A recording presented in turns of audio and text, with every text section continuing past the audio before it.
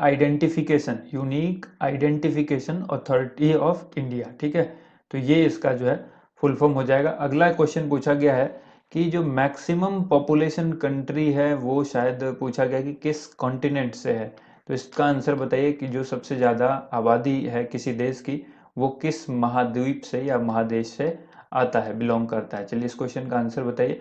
इसके बाद क्वेश्चन है कौन सी नदी सतपुड़ा से निकलती है, तो आंसर हो जाएगा नर्मदा, ताप्ती, महानदी। अब डिपेंड करता है कि आपके ऑप्शन में क्या था, ये सभी जो है वो सतपुड़ा से निकलती है। इसके बाद यूनाइटेड नेशंस डे पूछा गया है, तो 24 अक्टूबर को जो है यूनाइटेड नेशन डे जो है होता है।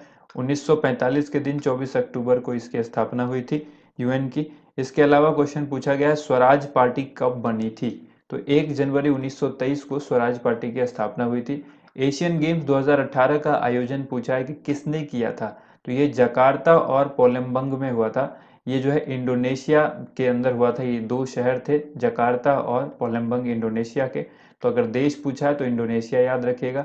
अच्छा, सबसे पहले एशियन गेम जो हुआ था, एशियन गेम जो सबसे पहली बार हुआ था, उसका आयोजन किसने किया था, वो आप लोग कमेंट बॉक्स में उसका आंसर कीजिए।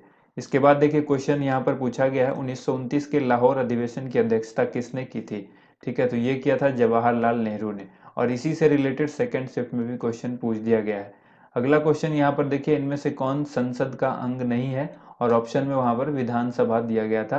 राष्ट्रपति था, इस तरह से राष्ट्रपति था, और उसके बाद जो है वो और भी ऑप्शंस दिए थे। तो विधानसभा जो है वो संसद का अंग नहीं है। इसके अलावा आईसीसी मैच रेफरी के अंतर्राष्ट्रीय पैनल में शामिल होने वाली पहली महिला पूछा गया, तो आंसर हो जाएगा जीएस लक्ष्मी। नेक्स्ट क्वेश्चन आपसे पूछा गया है यहाँ पर 11वां प्रश्न देखिए, क्रिकेट वर्ल्ड कप पुरुष में कितनी बार फाइनल में पहुंची है। क्रिकेट वर्ल्ड कप में जो भारतीय टीम है वो कितनी बार फाइनल में पहुंची है, तो 3 बार पहुंची है। इसके बाद गंगा ग्राम योजना किस मंत्रालय से संबंधित है, तो ये आता है पेयजल एवं स्वच्छता मंत्रालय के अंदर। इसके बाद पूछा गया डब्ल्यूएचओ का मुख्यालय, कई बार रिपीट हुआ है, डब्ल्यूएचओ का मुख्यालय जो है वो जेनेवा में है। ठीक है, इसके बाद है सी प्लस प्लस लैंग्वेज कब आई थी, 1970 के दशक में आई थी। 1798 में गवर्नर जनरल ऑफ इंडिया कौन थे, तो देखिए 1798 में 3 गवर्नर जनरल हुए थे। ध्यान रखिएगा, एक गवर्नर जनरल थे सर जॉन शोर, जिनका 1798 में कार्यकाल जो है वो समाप्त हो रहा था। शुरुआत के 1798 में इनका कार्यकाल जो है वो समाप्त हुआ था। इसके बाद सर अलर्ड क्लार्क बने, ये कुछ दिनों के लिए 98 में ही रहे थे, 1998 में ही, सॉरी 1798 में ही ये कुछ दिनों के लिए जो है गवर्नर जनरल ऑफ इंडिया रहे थे कार्यकारी रूप से।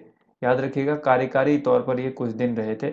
इसके बाद 1798 में ही जब ये कार्यकारी रूप से हटे, कब, जब ये बने लॉर्ड वेलेजली। तो ज्यादातर जो है 1998 से 1798 से लेकर, ठीक है, 1805 तक ये रहे थे लॉर्ड वेलेजली। तो अब डिपेंड करता है कि आपसे सवाल क्या पूछा था, क्या आपसे ये सवाल पूछा था 1798 से 1805 तक कौन थे, तो आंसर हो जाएगा लॉर्ड वेलेजली।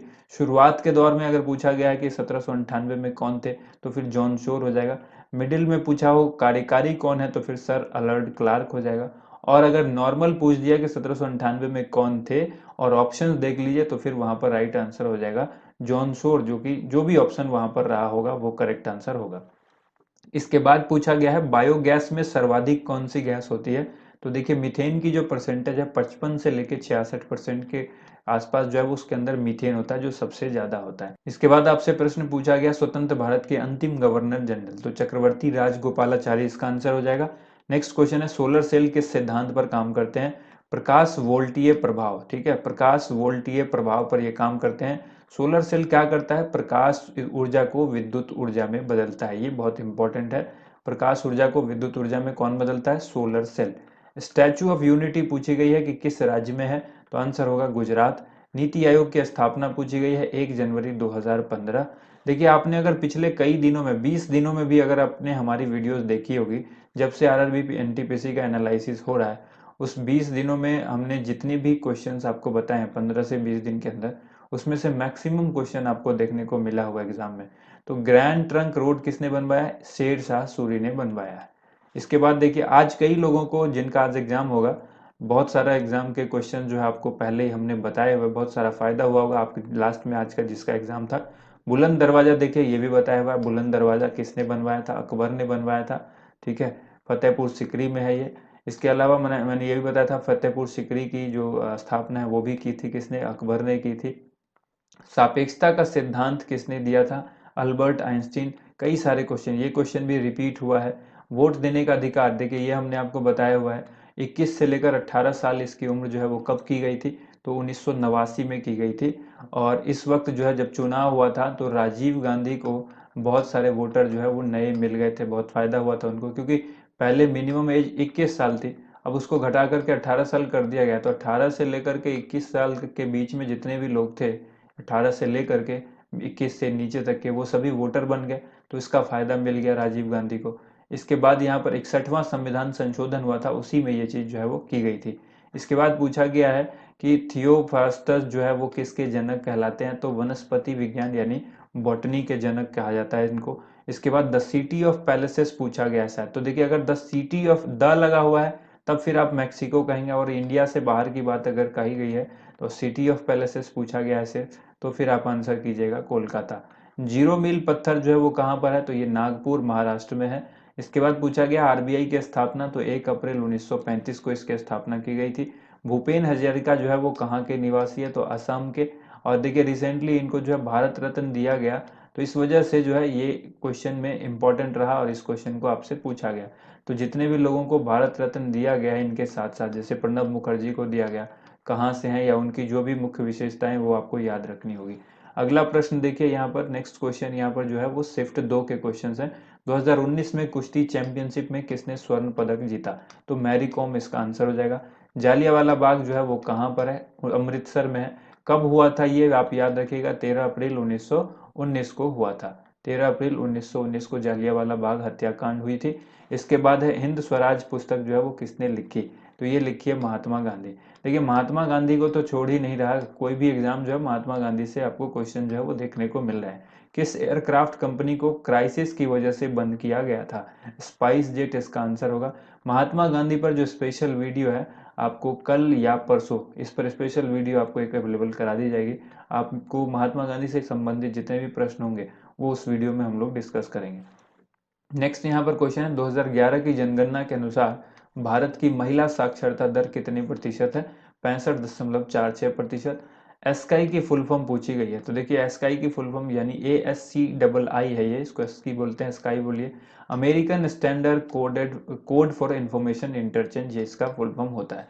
इसी तरह से एनिएक और एनवेक की फुल फॉर्म भी आप पढ़ लीजिएगा, जो भी हमने फुल फॉर्म बताई हुई है कंप्यूटर की। कौन सा देश सोवियत संघ से सबसे पहले अलग हुआ था, तो आंसर हो जाएगा रूस। लेंस की क्षमता का मात्रक पूछा गया है, तो डायोप्टर होता है जिसको हम लोग डी से डिनोट करते हैं।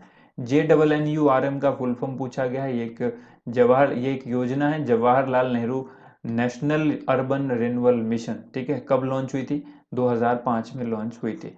इसके बाद देखिए अगला प्रश्न यहाँ पर आपसे पूछा गया है कि नरेंद्र मोदी जी को जायद अवार्ड जो है यानी जायद मेडल जो है वो किस देश ने दिया है, तो आंसर हो जाएगा UAE यानी संयुक्त अरब अमीरात ने ये मेडल दिया था।